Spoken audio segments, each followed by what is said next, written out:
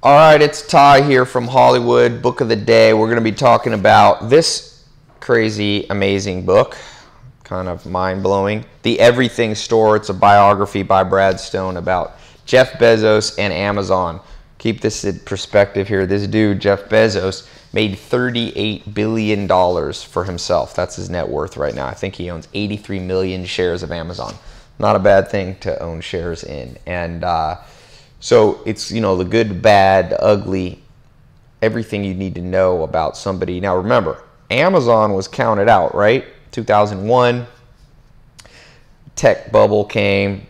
People are like, this internet thing's not legit. Nobody's going to be able to beat old school businesses like Walmart or whatever. But, well, like they say, Jeff Bezos may be laughing last. He's probably going to build one of the first $1 trillion revenue companies. And remember, there's no bricks and mortar. There's no store. There's no McDonald's. There's no Coca-Cola can. There's no, Walmart superstore. This is a guy who built something out of thin air when everybody counted him out. So there's a lot I could talk about in this book. But as you know, these aren't conventional, really, book reviews. If you want a book summary, my recommendation to you is just read it yourself. Always, but there's different summary. What I do is I kind of put my own spin and those things that I think are relevant for your life today, and the things obviously relevant to my life. Hopefully we're on the same page. So I take notes in the book, but I sometimes, depending on the importance of the book, I'll also download it on my iPhone. It's usually the same cost. It's weird. They charge about the same price there. So Here's a part from the book that stuck with me the most. It was talking about Jeff didn't believe in work-life balance. Now, that's a controversial subject, right? Everybody's all about work-life balance. I talk about the good life, which is about health, wealth, love, happiness, balancing these. But his take was, it's interesting. He believed in work-life harmony. The idea that you might be able to do everything all at once. If you've heard my talk on the 67 steps, one of the 67 steps is the integrated life. So Jeff was much more about integrating his life. I respect him for that. But here's what I want to talk about today. I'm going to read this story.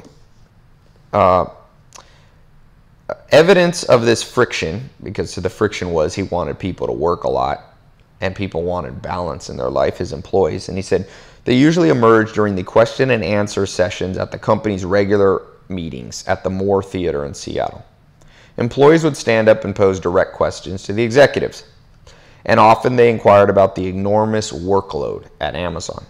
During one memorable meeting, a female employee pointedly asked Bezos when Amazon was going to establish a better work-life balance. He didn't take that well. Now, notice what he said here. It's interesting. He said, the reason we are here is to get stuff done. That is the top priority, he answered bluntly. That is the DNA of Amazon. If you can't excel and put everything into it, this might not be the place for you. Let's focus on this one sentence. I don't know if Jeff meant it exactly in the way that I'm going to take it here, but who cares, right? I talk about the things that I think are relevant to you. And this sentence is fairly profound. The reason we are here is to get stuff done. Yesterday on my Facebook wall, I posted, or the other day, let me read this. I posted on, I don't know if you check out my fan page. It's Tai Lopez Official, but, I got a little controversy here and there. And I wrote a quote by Warren Buffett. I also put it on my Twitter. I said, the purpose of life equals being loved by as many people as possible among those you want to have love you. So that's kind of, the E equals MC squared, Albert Einstein's kind of attempt to unify, come up with this unified theory of life. Buffett, this billionaire, tried to come up with his, and he was like, for me, purpose of life, be loved by all the people you want to be loved by. Forget the rest. So I put that. Now, Jeff Bezos, we just heard him say something along the lines, the reason we are here is to get stuff done. So somebody wrote, Kyle wrote on my wall, there is no purpose of life. We are here to exist and then transcend to the next form of existence through the portal of death. or die and all of our five senses are turned off permanently. Another person, Brent, wrote, actually, if you want to get all scientific, the perfect of life is to pass on your genes. Portals of death, lol. Another person wrote, I guess to some extent that's true, but then again, humans are driven to constantly find meaning. So probably all those answers, there's some truth in it. Yeah, in a sense, depending on your outlook on life, how nihilistic you are, maybe let's just go with it. You know, they say the Air Force, they train their pilots to reduce stress in their life by anticipating 3 outcomes: best case, worst case, and most likely case. So what's the worst case scenario for your life? Me and you. We die, and that's it. You know, we're recycled into the dirt. Worst case for many people. Or maybe there's other worst cases, but let's just take that. Best case is you die and somehow something better happens to you after. Most likely, I don't know. Maybe most likely is there's some form of consciousness after. I don't know. It's hard to tell. You know, there's some people that say science, like this guy was adamant that science says that at the end of our existence, when we die, when our heart, we all, of course, remember, we all die of heart failure at the end, right? That's 100% the cause of death for all humans. So we die of a heart failure. When our heart last beats, we, according to some people's understanding of science, that's it. But you know, there's a lot of takes on science. You look at Stephen Hawking, he believes in multi-world theory. Very controversial, kind of far out there theory that everything, multiple universes, trillions of them are happening simultaneously. Some physicists think there's some, or astrophysicists, people interested in cosmology, they're like, well, maybe life's a video game. There's all these options, right? So I don't know if you can say science says this. Then, of course, religion. Most religions say there's some life after death. Let's just agree with, I think it was Socrates or Plato who said, be careful of spending too much time talking about things you can't know the answer to. Descartes talked about that in his mental experiments, where he removed things that he could possibly be wrong. So let's just say, I mean, I know I could be wrong about hard questions like that. So let's try to answer the questions we can answer. Jeff Bezos was answering one of those. And it's interesting, I don't care what religion you are or how scientific you are, I think we can come to an agreement today on this subject. We are here to get things done.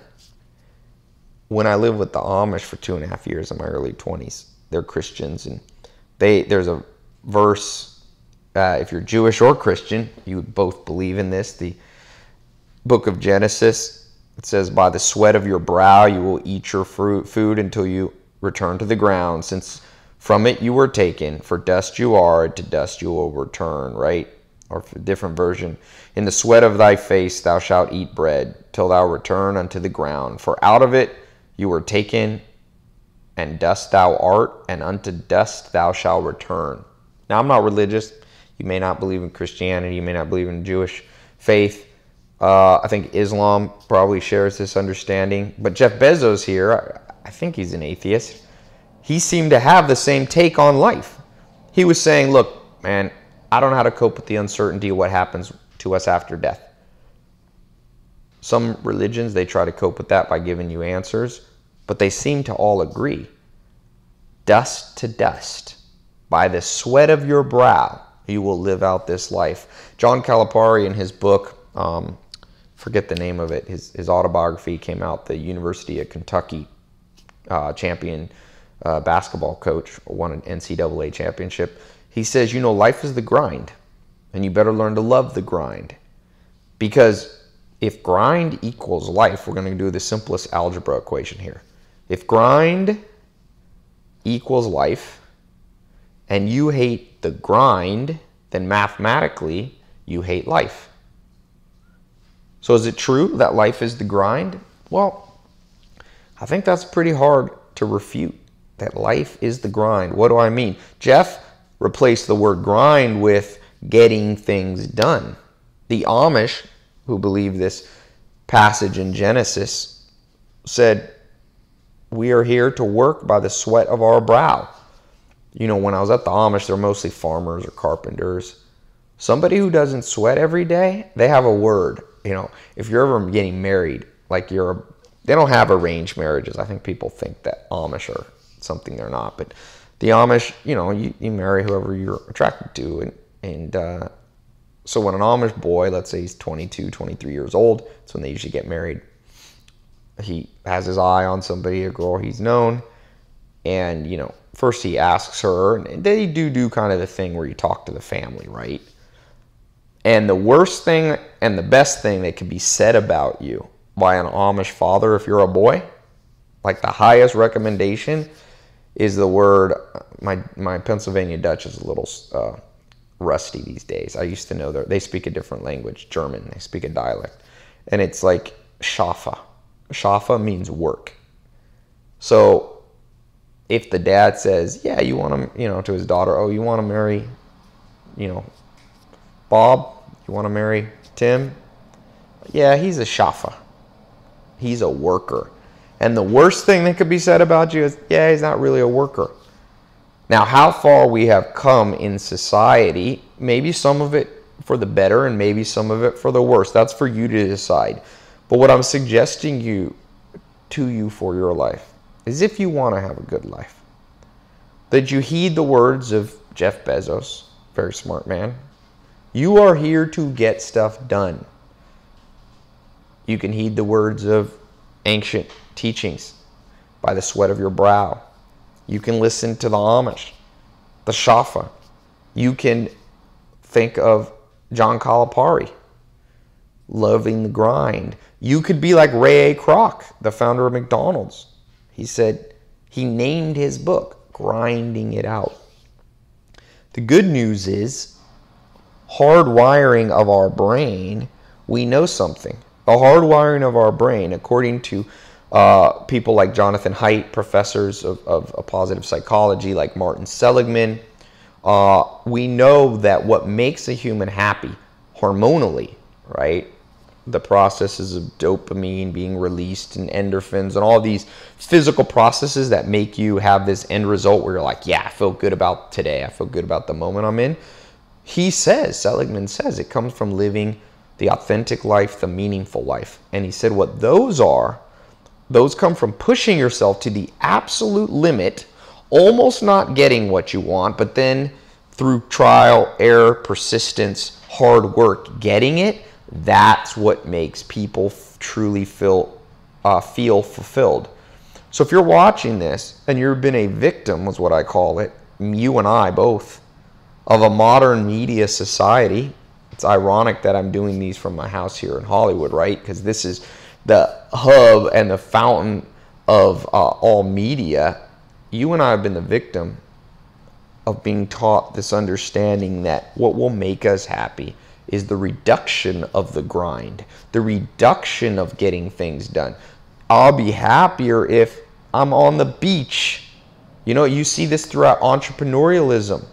People talking about how to automate their income. People talking about how to work only 4 hours in a week. People talking about hacking and delegating and, ooh, I can go out and I can, you know, outsource and put this part of my business offshore. And none of those things in and of themselves are good or bad. I talked about, get rid of the concept of good or bad. That's the 500-year-old archaic mind. It's not good or bad. It gets you Newton's third law. For every action, there's an opposite and equal reaction. Meaning, your life is not in a vacuum. You don't just go get on a plane, fly to the Bahamas, lay out on the beach. That's an action, right? You will get a reaction from that. You'll get one psychologically. You'll get one biologically. And my question to you is, what outcome do you want? I can't tell you what's good or bad, but I can tell you what's more likely and more accurate, more likely and efficient to get you to the outcome. If your outcome that you seek is fulfillment in life, then it seems right now, whether it be anecdotally from guys like Jeff Bezos here in the Everything Store, as you peek into his mind through this biographer, whether you read ancient teachings from people thousands of years ago on dust to dust, whether you look at communities living out a certain kind of off the beaten path direction like the Amish, or whether you look at top researchers at University of NYU like Jonathan Haidt or Martin Seligman, I think he's at Pennsylvania. They're all saying, if the end game for you is true fulfillment, waking up each morning and going, I'm excited to, I call it tap dancing to work, that's my metaphor for fulfilled life, then the grind and getting things done and taking a new approach to life is going to make you get your end goal. If your goal is sensory pleasure, where at every moment you feel like you do for 5 minutes when you go to the Bahamas and lay out, then maybe that's what you should be doing. That's the action you should be taking. I just want you to remember, and you can probably imagine this. Have you ever hated a job you did, right? But you're doing the job because you're saving up money, or you're saving up vacation days, or you're saving up for some holiday that comes up.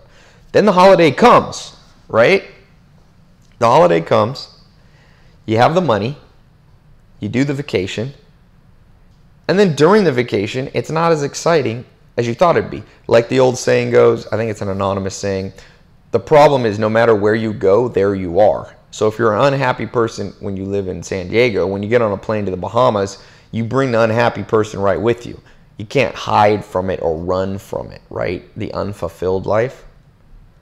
The second thing is, even if you enjoy that trip, then when you come back, it's like an illusion. You look back, it's over. And all you have left is whatever lasting emotions you have in your brain. My suggestion to you is don't major in minors or minor in majors.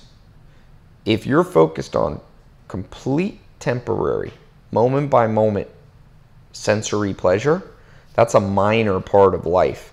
It will come and go. It will recede. It will fade.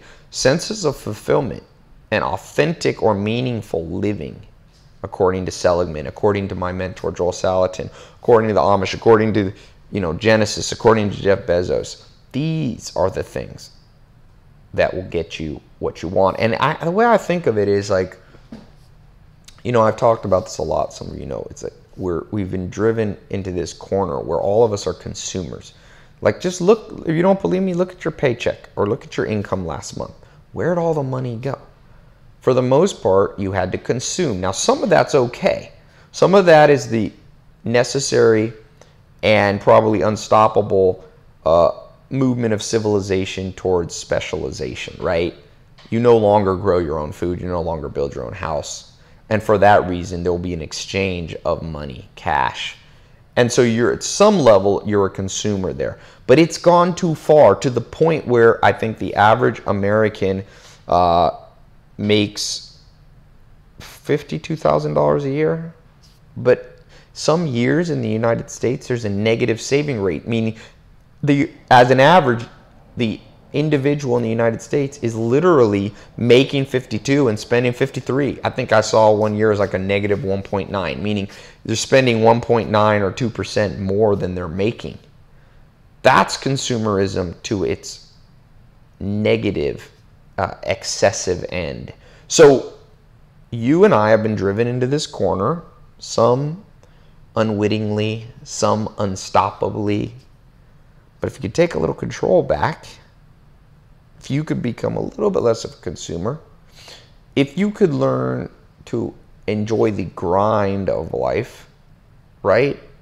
And not try to spend money to get away from the grind, which I guess is my main point if I had to sum this up.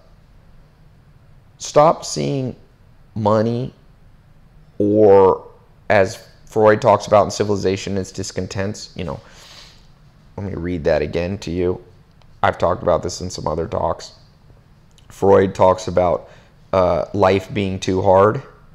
If you haven't read that, Civilization and Discontents, I talk about it all the time. It's one of the smallest books you'll ever own. You only need to read the second chapter there. And what does Freud say about life for most of us?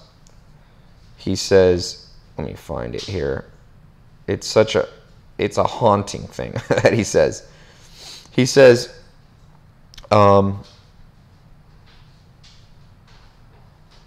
Where is it here?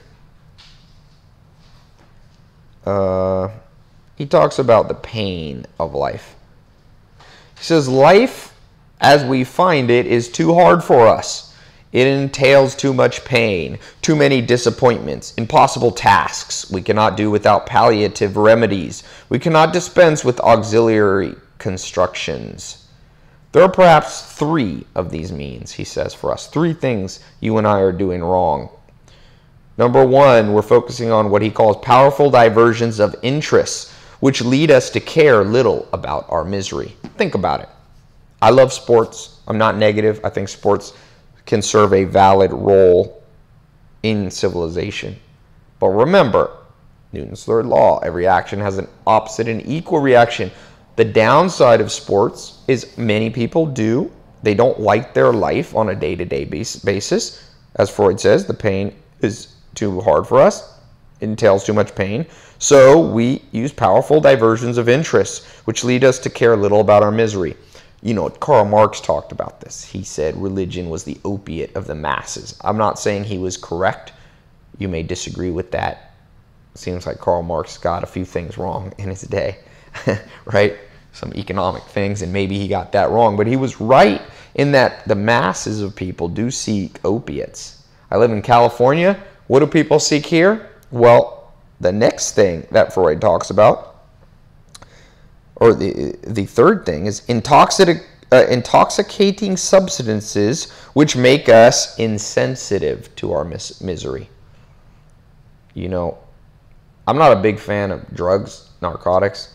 I know I have friends, smart people, that tell me how great marijuana and weed is, and even people in my family argue with me on this. I'm not a doctor. I can't tell you. I don't know the answers to all this stuff, but I can tell you this. If you use it as an intoxicating substance to make you insensitive to the misery of your life, I feel like you're off track. So I can't tell you if you should drink alcohol. I like red wine, seems to be good for people at times. But it's the intention. If it's a mask, if you're bleeding and you stick a Band-Aid on it, that Band-Aid is a fool's game. But Band-Aids in and of themselves are not necessarily fool's games, right? You can't put a Band-Aid on a massive problem. So the takeaway that I'm kind of wrapping around this whole Jeff Bezos idea, this idea of Freud's here, and of course Freud number 2 says substitutive gratifications, which lessen it. Meaning we substitute something else into our life, a vacation. It's like, I hate my life, but I'm going to substitute it. I hate my life, so I go home and I watch TV. The average American watching 3 or 4 hours of TV. To me, that's powerful diversions of interest. Nothing wrong with watching TV, but are you doing it from the standpoint of that you need to be distracted and diverted from the misery of your life? Why not fix your life? Then you can watch TV in peace. You can get more value out of it. So the way out for me is rewiring your brain. And one thing Joel Salatin taught me, he said there's an absolute, he didn't call it an evil, but an absolute horrible thing that is happening in our general society. He said our society, from a little child, you are taught, let's say you do something wrong, your parents go, you know what, Tai, you did this wrong, you have to do the dishes for a week. You know what Joel Salatin said? He said, how foolish are parents to do that? What have you just taught your kid? You've taught your child that the grind of life, doing the dishes, which is part of life, right? I don't care how many dishwashers you have, you still got to put the dishes in the dishwasher. You're teaching your child from 5 years old, 6 years old, 7 years old, that the grind of life, the quote-unquote work, the sweat of your brow, what Jeff Bezos called getting things done, is a punishment. And if you're good, we'll let you play video games.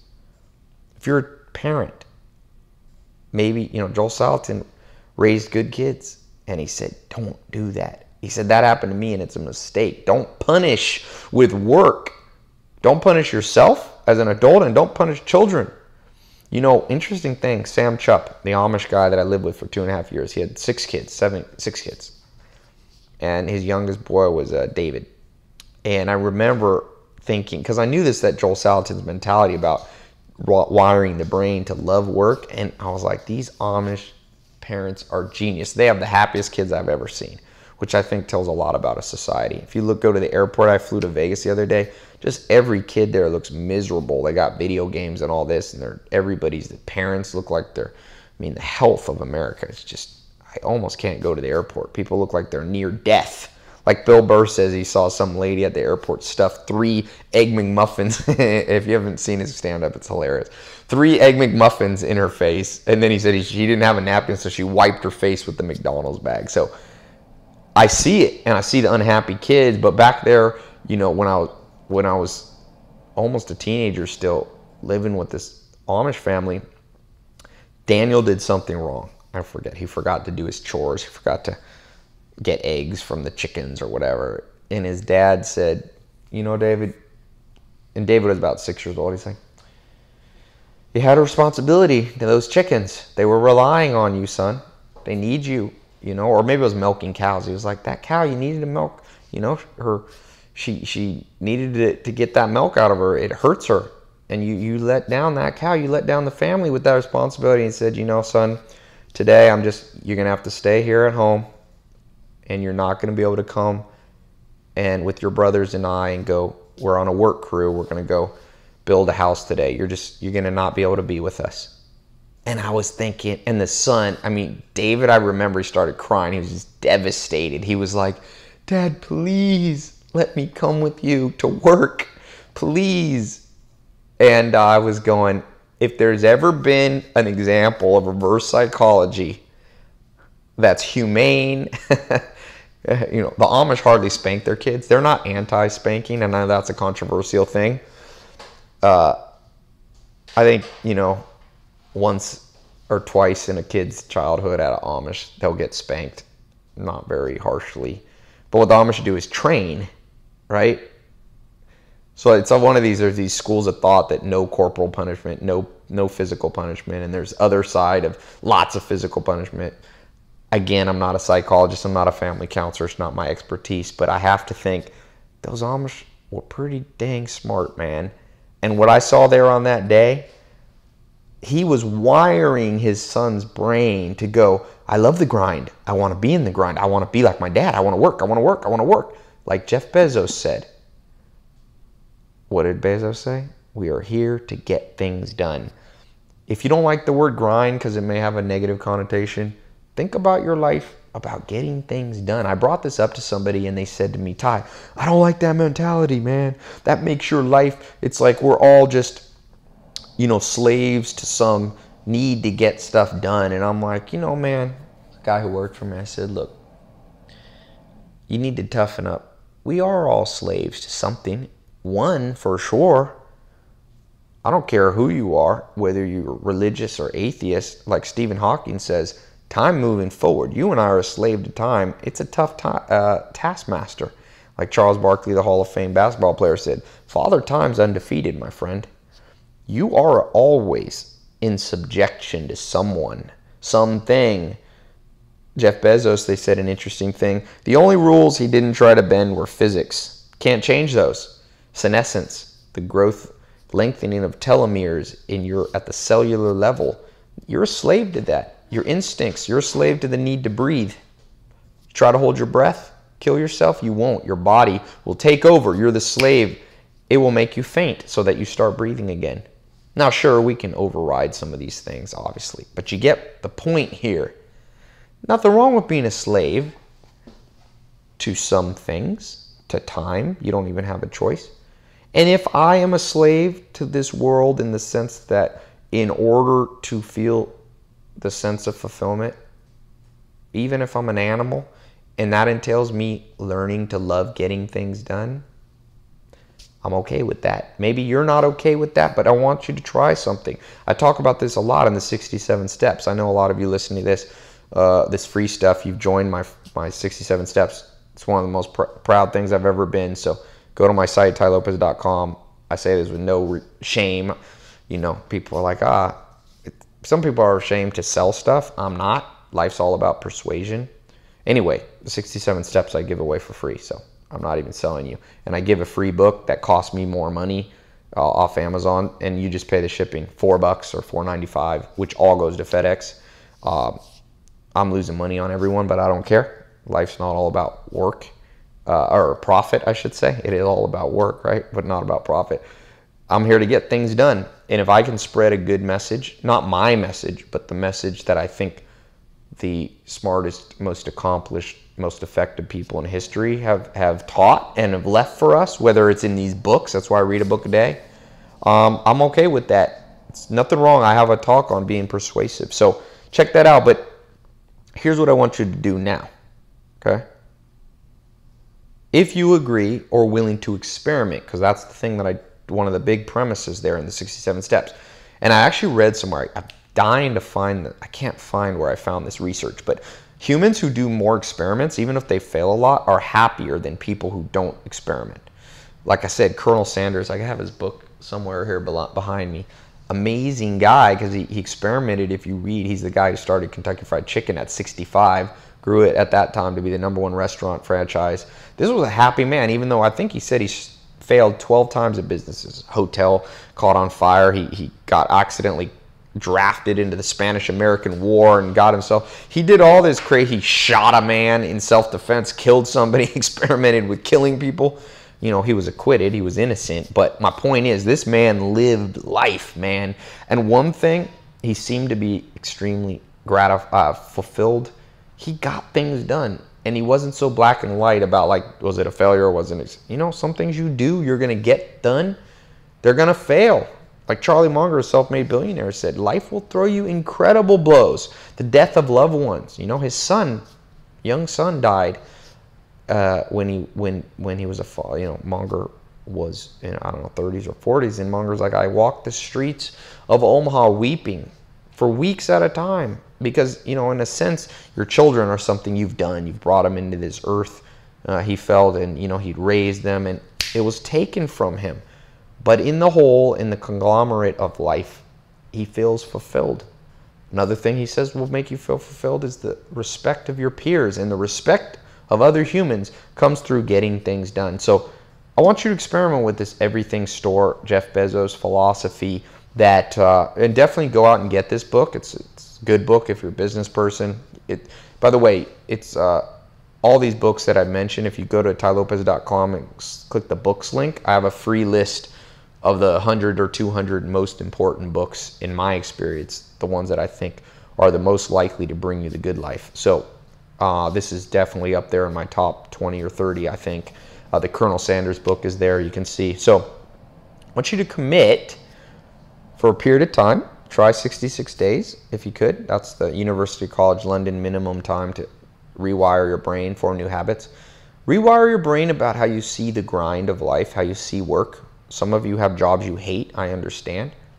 Maybe you work at fast food, the worst job or whatever, or you do some what you perceive as menial labor. Try to bring some love to it, and you know, you'd be surprised. Joel Salatin used to tell me, Ty, the cream rises to the top. The guy who built this house that I'm in, I have a pretty big house here in the Hollywood Hills. He told me this guy has built and owns over 100 houses in the Hollywood Hills. I don't know how much he's worth, but I would say at least $100 to $200 million. And he told me, he said, you know how I started, Ty? He said, up here in the Hollywood Hills, you have to build 80-foot caissons, I think they're called. These deep kind of concrete pillars so that if there's an earthquake, the house doesn't fall off the hill. And he said, this house, when I built your house, Ty, we put, I think he said 40 caissons, 80-foot minimum into this hillside. Because my house, if you've been here, it's right on the cliff, looking out on Sunset in Hollywood. And he said, you know how I started in this construction game, Di? I used to go down in the hole. He said it used to not be machines that did. I used to go down 80 foot, or I don't know how deep, with a shovel and a pail of dirt tied to a rope, and I'd fill it up, and then we'd lift it out and dump it. See, he worked by the sweat of his brow. He realized he was here to get things done, and he got things done, and he got the result that I think he wanted. He got, fulfillment and health and wealth and love and all those things that he was seeking. Didn't just come from just that, but you see my point. He loved even the menial work. And as Joel Salatin said, if you do your menial work well, there's an old spiritual saying that says, he who is faithful with a little will be faithful, will be entrusted with a lot. So even if you're grinding something horrible out, try to be the best at it. Don't stay at it forever. But the best way to rise up is to get things done. You will stand out. Cream rises to the top. The best part of the milk, the cream, the richest, the most tasteful, rises to the top and it gets skimmed off. You want to move up in life?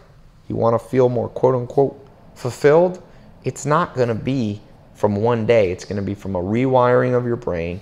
John Calipari loved the grind. The grind is life. If you hate the grind, you hate life. Look back at your life. So I want you to leave this as a note here. If you're on my site, leave it as a comment under the video. If you are on YouTube, leave it as a comment. I read and reply. I can't reply to all of them, but I do reply to the most thoughtful ones. If you're listening to this on my podcast, iTunes, Stitcher, wherever you are, leave this as a review. The reviews, by the way, I don't ask for much. I give these for free. Reviews help me. They help spread the word. So if you don't mind taking a few minutes, leave a review. But instead of leaving a regular review, leave an answer to this question. Where in your life have you been tricked? Have you been tricked into what Freud says, intoxicating your life, distracting your life, substituting with minors what should be a major? And one commitment you're going to make, one specific area. Maybe it's show up at work a little bit earlier. Maybe it's go to the gym and not be afraid to feel the burn. Maybe it's, doing some charitable thing that you've been putting off, something, but some grind where you're going to commit to rewiring your brain like Sam Chupp did with his son David, of saying, David, if you don't do what you're supposed to do, I'm not going to let you come work today. Man, imagine how happy. A thought experiment I want to leave you with. You and I, if we had been raised by a father or mother who had employed that strategy, who had been like, Tai, you know what? If you're a bad boy, you're going to have to play video games and you're not going to be able to go out with your parents. Joel Salatin said, we are hardwired. Watch little kids. They want to do stuff. It's only through societal, I would say, incongruence, in the sense that societal mistakes, that we root this out unknowingly out of our children, out of the next generation. Man, little kids, if you have a little brother or a child, they're 2 or 3, you're washing the dishes, they want to walk over and wash the dishes. Why? Because we're hardwired. Remember I talk about this in 67 steps. We are the voices, we hear the voices, the whisper of 10,000 generations of predecessors, of ancestors. You are the slave of that, and to some extent you don't need to get rid of it. It's okay. It's benevolent. The voices in your head that say, get things done, accomplish, do. Now, let me just say one caveat. You can take this to an extreme. There is a time in life where you must learn to enjoy the moment. People do, Michael Jordan achieved a whole new level of success when George Mumford, the psychologist, came in and taught him how to be present in the moment and not always be thinking about the next thing that you're striving. Remember, like Aristotle said, the eudaimonia, the life, the good life, the excellent life, comes from a balance. The reason I've talked so much on this one perspective is because society is so far out of balance that I need to overcome it with a strong message. But don't go too far to the other extreme. Your life is not completely made up. That's linear reductionist of the components of life. It's not like a guy who builds 10 houses, or a woman, is 10 times more valuable than somebody who built one.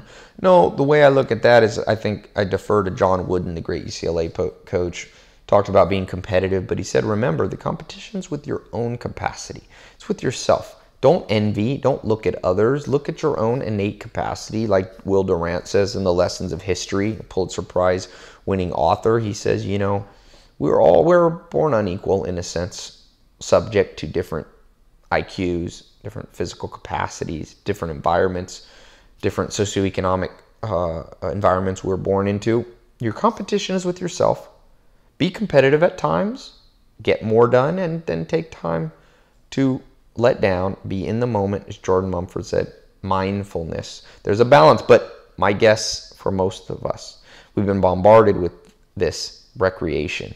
that the joy of life is being on the beach in Barbados. The joy of life is your vacation, your 4th of July, your Thanksgiving, your Christmas. But it's not, don't major in minors. Those are minor parts of your life. The day-to-day grind, the day-to-day getting things done, that is your life. Learn to enjoy it, my friend, okay?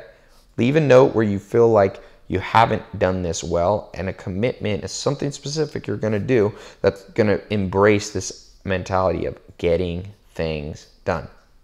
So leave a comment, review. Stay tuned for the next one. Try to do these fairly often, almost every day. One thing, like I said, I don't always ask for it. If you don't mind sharing this on your Facebook wall, that helps spread the message organically. I love doing that versus just advertising to spread a message. So if this was helpful to you, please leave it on your Facebook or tweet about it. Or if you're on YouTube, there should be some links here. You can tweet about it, put on your LinkedIn, YouTube, whatever social, Instagram.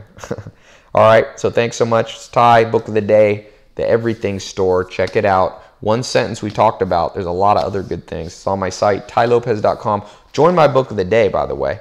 It's a free email newsletter. I think now I have the biggest, or the second biggest book club in the world after Oprah Winfrey. Not sure exactly how to verify that, but it seems like I do have the second biggest one, and about 1.4 million people participate and see this message. So I'd love for you to be. It's absolutely free. I'll just put your email in, and if you have a question for me, you'll get there's a private inbox on my site, tailopez.com. When you enter your email to get the free book of the day, you will get a message from me. If you reply, I actually read those. That's not my staff, that's me. So thanks so much. Talk to you soon.